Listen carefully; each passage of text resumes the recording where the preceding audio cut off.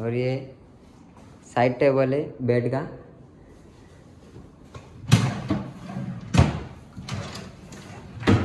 और इसमें लाइट भी है नीचे से।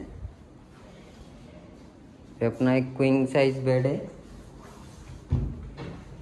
ये फुल्ली हाइड्रोलिक है, आपको इसमें भी पूरा स्पेस मिल जाएगा।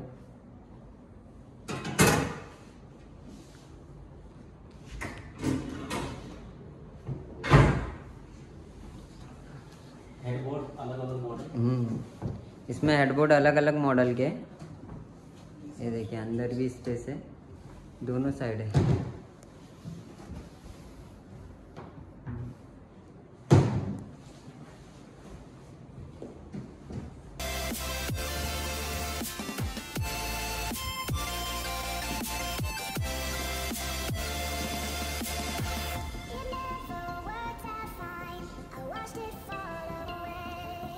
हॉल तो भी ले ले, हॉल का